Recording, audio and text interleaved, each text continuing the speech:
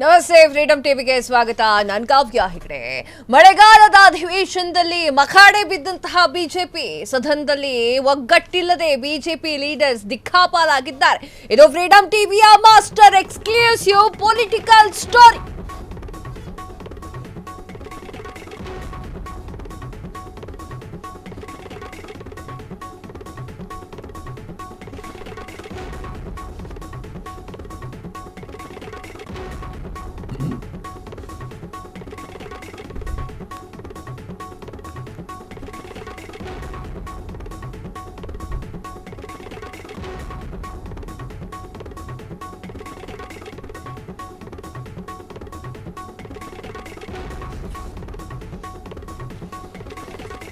ಮಳೆಗಾಲದ ಅಧಿವೇಶನದಲ್ಲಿ ಮಖಾಡೆ ಬಿದ್ದಂತಹ ಬಿಜೆಪಿ ಸದನದಲ್ಲಿ ಒಗ್ಗಟ್ಟಿಲ್ಲದೆ ಬಿಜೆಪಿ ಲೀಡರ್ಸ್ ದಿಕ್ಕಾಪಾಲ್.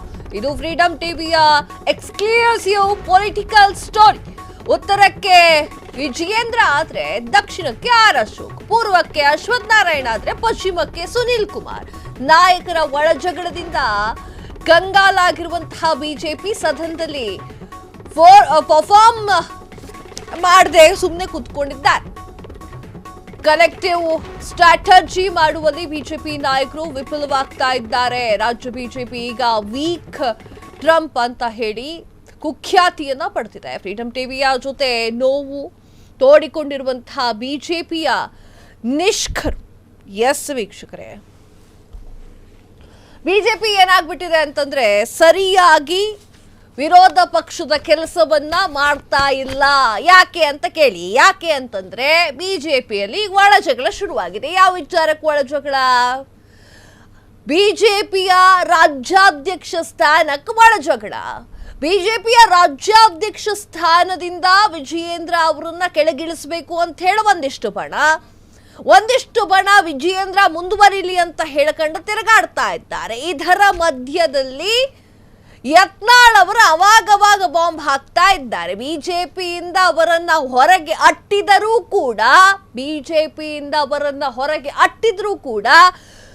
ಅವರು ಯತ್ನಾಳ್ ಅವರು ಹೇಳುವಂತಹ ವಿಚಾರಗಳನ್ನು ಹೇಳ್ತಾ ಇರ್ತಾರೆ. ಫ್ರೀಡಂ ಟಿವಿಯ ಜೊತೆಗೆ ಬಿಜೆಪಿಯ ನಿಷ್ಠರು ಅಂದ್ರೆ ನಿಷ್ಠಾವಂತವಾಗಿ ಬಿಜೆಪಿಯನ್ನ ನೆಚ್ಚಿಕೊಂಡವರು ಮಾತನಾಡ್ತಾ ಇದ್ದಾರೆ. ಎಸ್ ವೀಕ್ಷಕರೇ, ಉತ್ತರಕ್ಕೆ ವಿಜಯೇಂದ್ರ ಆದ್ರೆ ದಕ್ಷಿಣಕ್ಕೆ ಆರ್ ಅಶೋಕ್ ಅವರಿದ್ದಾರೆ.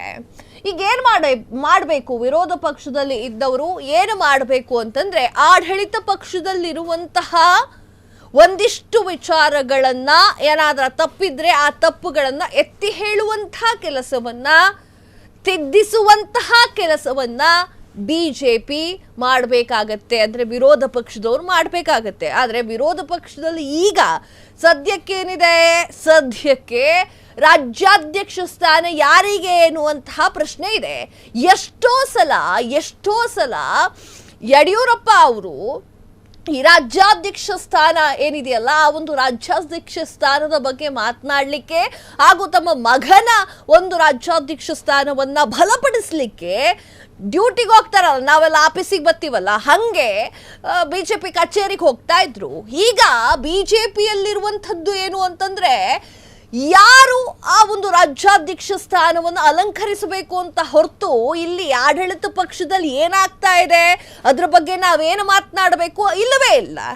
ಇನ್ನು ರಾಜ್ಯದಲ್ಲಿ ಸಾಕಷ್ಟು ಬೆಳವಣಿಗೆಗಳಾಗ್ತಾ ಇದೆ. ರಾಜ್ಯದಲ್ಲಿ ಏನೇನಾಗ್ತಾ ಇದೆ, ಜನಸಾಮಾನ್ಯರಿಗೆ ಕಷ್ಟ ಅನ್ನೋದನ್ನ ಈ ಬಿಜೆಪಿಯವರು ಕಾಂಗ್ರೆಸ್ಸಿಗೆ ಹೇಳುವಂತಹ ಪ್ಲೇಸ್ನಲ್ಲಿದ್ದಾರೆ. ಕಾಂಗ್ರೆಸ್ಗೆ ಮನದಟ್ಟು ಮಾಡುವಂತಹ ಪ್ಲೇಸ್ನಲ್ಲಿ. ಕ್ಷಣದ ಸುದ್ದಿಗಳಿಗಾಗಿ ಫ್ರೀಡಂ ಟಿವಿ ಸಬ್ಸ್ಕ್ರೈಬ್ ಮಾಡಿ, ಲೈಕ್ ಮಾಡಿ ಹಾಗೂ ಫಾಲೋ ಮಾಡಿ. ಹೊಸ ಸುದ್ದಿಗಳ ನೋಟಿಫಿಕೇಶನ್ಗಾಗಿ ಬೆಲ್ ಐಕಾನ್ ಮೇಲೆ ಕ್ಲಿಕ್ ಮಾಡಿ.